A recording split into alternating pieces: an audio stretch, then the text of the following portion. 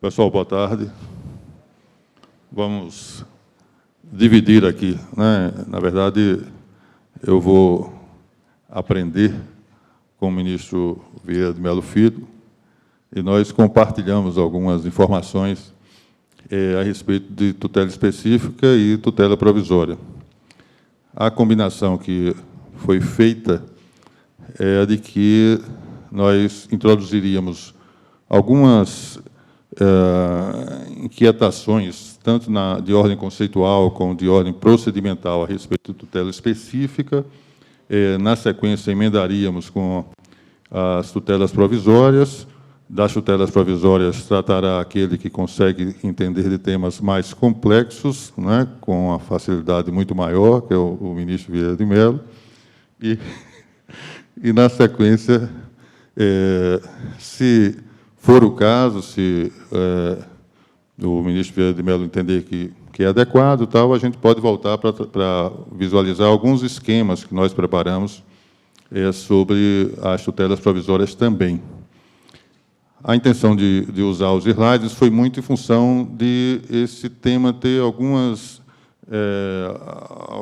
detalhes, né, mais que exigem, né, uma atenção mais pormenorizada e tal, e não faz sentido que a gente dê complexidade ao que rigorosamente não teria em princípio. Eu quero, em meu nome, provavelmente em nome, né, do ministro Vieira de Mello, também agradecer logo o convite da Inamat, do Cefast. Acho que o Tribunal Superior do Trabalho está dando um exemplo, uma contribuição extraordinária quando se vê as voltas com o novo CPC, com a Lei 13.015, e tenta estabelecer esse contato, essa interação entre ministros, servidores, enfim, de modo a que a gente consiga avançar com o mínimo de harmonia em relação a esses temas, que são temas, de fato, ou novos, ou, pelo menos, criam, né, um certo impacto, e é necessário que a gente consiga compreender bem de que é que a gente está tratando propriamente. Quero dizer que fico um tanto aflito, né, quando eu vejo o ministro Zé Roberto, o ministro Valmir, o ministro Brito Pereira, a ministra Dora, o ministro Douglas, a ministra Cátia, a ministra Calce, né, não bastasse a companhia aqui do ministro Vieira de Mello, mas, enfim, vou abstrair um pouco para tentar dizer o que me parece que seria relevante, sobretudo nessa nova perspectiva que tem a ver com a Lei 13.015 e, sobretudo, com o novo CPC a respeito desse tema. Primeiro, tutela específica. E aí, quando a gente trata das formas de tutela, eu penso que a minha experiência é a experiência que eu compartilho com a maior parte dos senhores. Nós trazemos dos nossos bancos acadêmicos a ideia de que nós teríamos 3 formas de tutela, né? Naquilo que diz respeito ao processo de conhecimento, haveria a tutela puramente declaratória, a tutela constitutiva e a tutela condenatória. Em relação à tutela condenatória, essa classificação tripartite, na verdade, ela parte de um pressuposto, que é o de que nós teríamos, como se tinha, né, desde tempos imemoriais, desde o direito romano, né, nós tínhamos como premissa a ideia de que a vontade era intangível, né? Existe, inclusive, um brocardo romano que é muito repetido, né, pelos nossos professores de direito das obrigações, de direito processual, e que diz sobre nemo preciso hipótese causa de facto, quer dizer, não pode haver, ninguém pode ser coagido a uma prestação de fato. Se em determinado momento, se em dado momento, alguém não concordasse em cumprir espontaneamente aquela prestação que teria deliberadamente se obrigado, no direito tradicional, o que nós tínhamos era a conversão em pecúnia, né? Os antigos artigos 461 e 641 do CPC antigo, do CPC de 73, até antes da reforma de 1994, sempre preconizavam, sempre prescreviam a possibilidade de se converter em pecúnia aquelas obrigações de fazer que, eventualmente, não teriam sido adimplidas pelo devedor. Em 1994, essa perspectiva se modifica. Agora, antes de se modificar, em 1994, alguém que tinha um tirocínio jurídico processual avantajado, né, teria sido meu quase conterrâneo alagoano, né, Pontes de Miranda. Pontes de Miranda, em dado momento, ele diz, olha, essa percepção de que no nosso sistema nós mantemos essa regra de que a vontade é intangível, de que ninguém pode obrigar o outro a obrigação de fazer a que se teria comprometido, isso não é absoluto no sistema, não é? Porque, em rigor, nós teríamos a tutela mandamental também, não é? E, na tutela mandamental, haveria a possibilidade de o juiz não condenar, mas o juiz mandar. Não é? E como haveria diferença, segundo a compreensão de Pontes de Miranda, entre condenar a fazer, ou condenar a pagar, e mandar que se fizesse, mandar que se cumprisse, a exemplo do que acontece no mandado de segurança, então, essa tutela diferente, em que o juiz não simplesmente condenava, mas o juiz mandava fazer, era uma tutela que se diferenciava na medida em que a vontade já não era tão intangível assim. Né? Não haveria a conversão em pecúnia, não haveria a resolução em perdas e danos.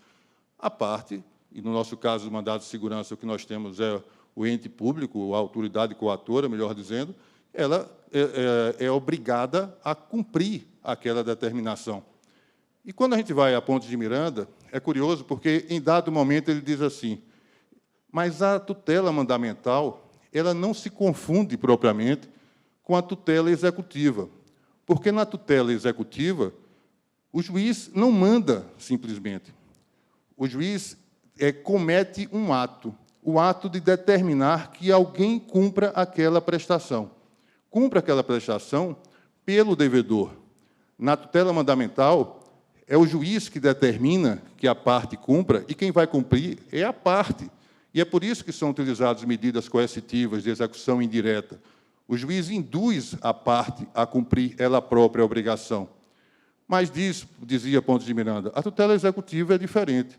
A tutela executiva, lato sensu, como mais tarde se compreendeu, nessa tutela executiva, o juiz determina que se cumpra, mas ele expede mandado.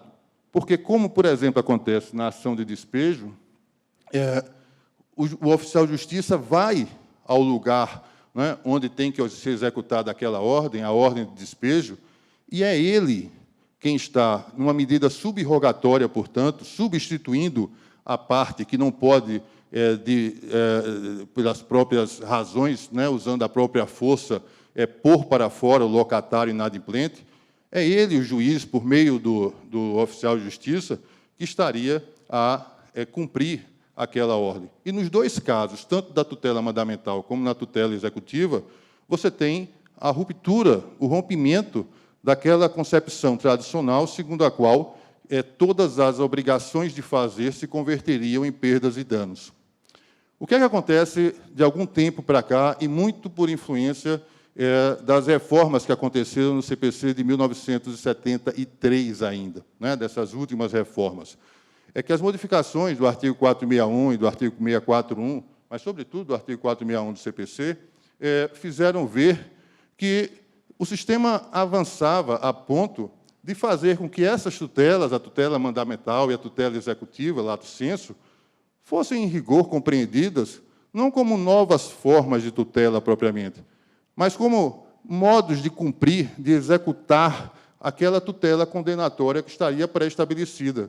Porque, quando o juiz manda que se cumpra a ordem dele, seja por meio de tutela mandamental, seja por meio da tutela executiva, lato sensu, de algum modo, né, ele estaria condenando alguém a cumprir uma determinada prestação de fato. Se isso é verdadeiro, e isso é questionado na doutrina, se é verdadeiro que a tutela mandamental e a tutela executiva são, em última análise, formas de tutela condenatória, nós teríamos uma evolução no sistema para compreender que o fato de essa execução se dar, seja na tutela na natureza mandamental, na tutela executiva, lato sensu, de se dar no mesmo processo e não em outro processo, significam apenas novos modos de executar a tutela condenatória. E aí, as mudanças, as reformas do CPC, me parece que elas trazem, né, para esse caldeirão, né, de ideias novas, sobretudo daquilo que diz respeito à possibilidade à vontade de cumprimento da prestação de fazer se dar in natura, parece que traz um outro ingrediente, que é aquele que tem a ver com a distinção entre a tutela contra o dano e a tutela contra o ilícito. E aí, vejam, quando houve a mudança no artigo 461 da CLT, a mudança foi para que se preconizasse o primado da tutela específica. O que estava dito no artigo 461 do CPC de 39, perdão, de 73, né, dei um salto aqui agora, o que estava previsto na mudança no artigo 461 do CPC de 1973 foi simplesmente a primazia da tutela específica. A tutela específica, evidentemente, que significa a tutela que diz respeito à prestação in natura, não a prestação que se resolveria em perdas e danos, não a prestação que se monetizaria, que se transformaria em dinheiro, porque a pessoa não seria obrigada a cumprir aquela prestação a que se obrigou. Não é? Isso é tutela específica. Agora, quando se diz assim, a doutrina processual toda festejou, e festejou, a meu ver, com razão, porque nós tivemos uma ruptura muito significativa aí no sistema, a doutrina processual festejou porque, no bojo dessa tutela específica, estava a afirmação implícita que a tutela não investiria apenas contra o dano, mas também contra o ilícito, contra aquilo que não se tinha transformado em dinheiro ainda. Essa tutela contra o ilícito, que estava subentendida no artigo 461 da CLT, hoje ela é textual. E ela é textual porque ela está no artigo 497, parágrafo único do CPC. Para a concessão da tutela específica destinada a inibir a prática, a reiteração ou a continuação de um ato ilícito ou a sua remoção, é irrelevante a demonstração da ocorrência de dano ou da existência de culpa ou dolo. Então, o CPC de 2016, perdão, ele agora é explícito no sentido de que cabe tutela contra o dano, mas cabe tutela apenas contra o ilícito ainda, quando ainda o dano não teria ocorrido. Isso, para nós, né, que estamos no direito do trabalho e que percebemos a evolução do direito do trabalho para que se prescreva nesse nosso universo não apenas aquelas parcelas, aqueles direitos que têm conteúdo patrimonial, mas, sobretudo, aquilo que tem a ver com relações existenciais, coexistenciais, né? A ideia de um meio ambiente de trabalho ecologicamente equilibrado, em que não se aguarda, não se espera que o determinado trabalhador sofra as lesões que são consequentes de uma atividade insalubre, de uma atividade perigosa, mas se antecipa a atividade jurisdicional para não permitir que isso aconteça, porque o ilícito já está presente naquele meio ambiente de trabalho. Isso, para nós, significa um avanço extraordinário. E aí, é preciso que nós avancemos para que nós compreendamos bem, não é, o que é que significariam essas mudanças que dizem respeito à primazia da tutela específica e que dizem respeito à possibilidade da tutela ainda contra o ilícito. O que me parece importante é a gente, então, compreender em que momentos, em que situações, em que circunstâncias haveria essa tutela específica. Né? A tutela específica, repetindo, que tem a ver com a obrigação in natura, a obrigação tal qual é, a obrigação que não se converteu em dinheiro. Quais seriam os tipos de tutela específica que são referidas, por exemplo, na classificação de Marinoni? E aí, a primeira e a mais comum delas, talvez, seja a tutela inibitória. Quando a gente fala da tutela inibitória, a gente está se referindo a uma obrigação de fazer, que pode ter fundamento contratual, pode ter fundamento legal, não importa, mas uma obrigação de fazer cuja inobservância é iminente. Aquela situação em que trabalhadores, não eles próprios, porque nós bem sabemos que a garantia de indenidade, né, fazendo um pouquinho a propaganda aqui para o meu próprio peixe, mas a garantia de indenidade não é algo tão corrente, da convicção, da experiência, melhor dizendo, dos nossos processos judiciais, dos nossos processos trabalhistas. O trabalhador tem receio, ele tem medo mesmo de ingressar com a ação trabalhista em face do seu empregador e se expor a eventual retaliação enquanto ele ainda é empregado. Então, se essa é a realidade do trabalhador, provavelmente a gente deve se referir, quando se trata de tutelas específicas, muito mais aos entes coletivos. Nós devemos nos referir, talvez, às associações profissionais, mas, sobretudo, aos sindicatos, ao Ministério Público, né, que podem ingressar com essas ações, pedindo, por exemplo, tutela inibitória. E aí nós teríamos a iminência da instalação de agrotóxico, né, no campo, né, na área rural, e aí o Ministério Público, o sindicato, se antecipando a essa atividade, a esse ato ilícito que seria cometido pelo empregador. Não há dano ainda, não há ninguém, não há qualquer daqueles trabalhadores que já esteja lesionado ou lesado, né, na sua integridade física, né, na sua condição enfim, de vida, né, de titular de direitos da personalidade. E aí a possibilidade de instalação de um ambiente insalubre, né, pensamos aqui, podemos pensar nas poeiras minerais, né, naquilo que diz respeito ao benzeno também, né, mas também no que diz respeito à crisotila, né, várias outras situações de que nós podemos cogitar aqui, em que há ameaça de que um ambiente insalubre se está por instalar, e esses entes coletivos podem ingressar e podem pedir essa tutela inibitória. A possibilidade também de situações mais prosaicas, né, a ameaça de exigência de horas extras, né, ou de supressão de férias em função de um incremento, né, de uma demanda, né, mais fomentada e etc. E aí esse ente coletivo se antecipar a esse ato ilícito e postular essa tutela inibitória para evitar, para impedir que esse ato ilícito possa ser cometido. Aqui, no caso, a tutela inibitória ela se basta, ela não precisa da cautela, ela não precisa de uma tutela antecipatória. Ela é dela, da natureza dela, que, ao se realizar, o juiz determine que aquele ato não se cometa sob pena de alguma medida coercitiva. E, por isso mesmo, quando esse ato não é cometido, não cabe relevar a pena, não cabe relevar a multa, não cabe relevar a medida coercitiva, porque, na verdade, pena rigorosamente não há. O que há é uma ameaça de descumprimento da obrigação legal, da obrigação contratual, que justificou aquela tutela inibitória, e, por isso, aquela medida coercitiva, a astrente, por exemplo, a multa, né, portanto, deve ser mantida e não onerará o suposto devedor, a não ser que ele descumpra a obrigação legal ou contratual. Além da tutela inibitória, de remoção do ilícito. Quando a gente fala de remoção do ilícito, a gente está dizendo que o ilícito já está acontecendo, não há ameaça apenas. Se o ilícito já está acontecendo, né, por exemplo, a cessação de admissão discriminatória.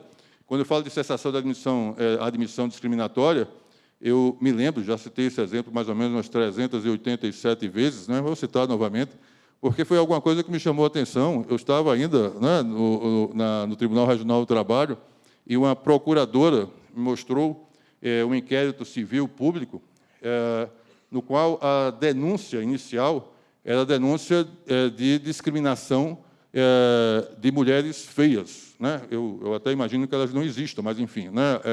Elas reclamaram que num semanário, em recortes de jornal, né, havia o anúncio de emprego, e do emprego, no final, constava, né, as candidatas devem ter boa aparência. Algumas mulheres reclamaram, foram ao Ministério Público, dizendo que estavam sendo discriminadas, né, um ato de resignação elogiável até, mas, enfim. Né, e o Ministério Público instaurou o inquérito civil. Às vezes, o que a gente imagina que seja uma tutela efetiva passa um pouco pelo lado da fantasia, mas o Ministério Público se sensibilizou com aquilo e instaurou o inquérito civil. E houve a assinatura de um TAC, de um termo de ajustamento de conduta, em que aqueles empregadores se obrigavam a nunca mais fazer publicar anúncios de emprego em que constasse a exigência de que as candidatas tivessem boa aparência. E ela estava me mostrando, naquela ocasião, os anúncios que foram publicados. E os anúncios que foram publicados, de fato, neles constava. Não há exigência de boa aparência. Basta que mande o cadastro com foto. Né? Em outras palavras. Às vezes a gente tenta avançar, né? Mas a realidade dá um nó na gente, né? Dá uma rasteira. Cessação de assédio moral. Né? Quantos casos rumorosos de assédio moral frequentam os autos que estão aqui, né, sob apreciação da Justiça do Trabalho? Se, em determinado momento, o empregado percebe que ele está na iminência de sofrer, não é, por aquela relação que vai se estabelecer ali entre ele e aquele chefe, aquele encarregado, que é um chefe, um encarregado, que costuma destratar, costuma tratar sem a devida urbanidade os trabalhadores, evidentemente que esse empregado ou o ente coletivo que o representa, eventualmente pode ingressar com essa ação de tutela de remoção do ilícito, cessação de condição insalubre, cessação de dispensa discriminatória, enfim. O ilícito já existe e, eventualmente, ele não causou dano ainda. Na cessação de atividade insalubre, o trabalhador pode não ter sofrido dano algum, mas ele tem justo receio de contrair aquela doença, de ter morte precoce, porque é sabido, né, já é comprovado, de que aquele agente, aquele tipo de amianto, enfim, né, as formas anfibólicas do amianto, aquelas que podem causar mal, etc., está presente naquele ambiente. E ele quer que simplesmente aquele ilícito seja removido. Ele pode fazê-lo, né, por meio da tutela de remoção do ilícito, que é uma tutela específica. Cumprimento do dever legal de fazer. Como nós nos surpreendemos, eu acho que essa experiência foi compartilhada também pelos colegas, quando o Ministério Público ingressou com ações em que se pedia que o empregador fosse obrigado a cumprir a lei. E aí se dizia, mas para que essa ação judicial? Se a lei já está estabelecendo, né, que o empregador deve manter jornada de trabalho em relação a bancários e até 6 horas, qual a razão de uma ação judicial em que se postule o cumprimento da obrigação legal? Na verdade, o que justifica o cumprimento da ação que visa ao cumprimento da obrigação legal é o fato de que ela não está sendo espontaneamente cumprida e não há, na sanção prevista na lei, a prevenção suficiente para evitar o ilícito. E, para evitar que o ilícito continue sendo praticado, é necessário que se ingresse com essa ação em que se busca a tutela específica, né, visando, portanto, ao cumprimento do dever legal de fazer. A tutela ressarcitória, ela pode vir na forma específica. Ali foi um exemplo, né, que a gente tentou imaginar a respeito do que seria a tutela ressarcitória na forma específica. Normalmente, a tutela ressarcitória ela está associada, até na nossa mente, no nosso inconsciente, a tutela ressarcitória está associada a dano. Não é? Nós a imaginamos quando está relacionada a dano. E aqui ela está relacionada a dano, mas não o dano que se converte em dinheiro, simplesmente.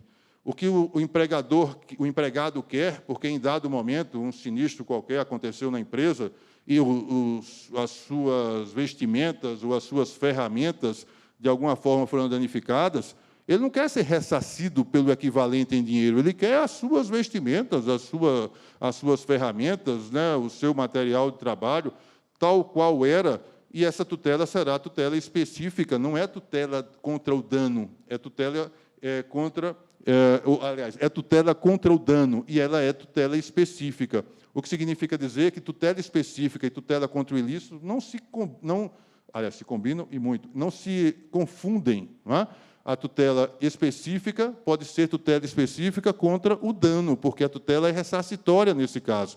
Mas o que se pede não é o equivalente em dinheiro. O que se quer é aquilo, rigorosamente aquilo que se teria perdido.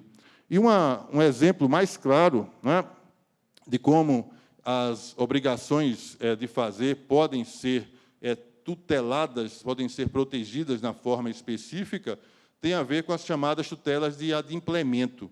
Na tutela de adimplemento, e podem pensar, inclusive, em tutelas que tenham a ver com prestações pecuniárias, não é? A obrigação é de remunerar determinada hora extraordinária. Aí não há dano propriamente.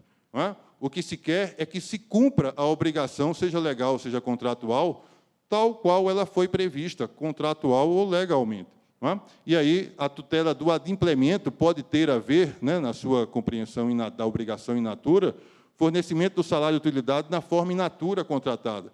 O empregador quer converter a habitação ou a alimentação no equivalente em dinheiro e o empregado resiste, né, àquela modificação a reivindicar que se cumpra a tutela específica na forma de tutela de adimplemento. Ele, empregador, se obrigou a cumprir aquela obrigação naquele modo, e é naquele modo, in natura, que deve continuar sendo cumprida.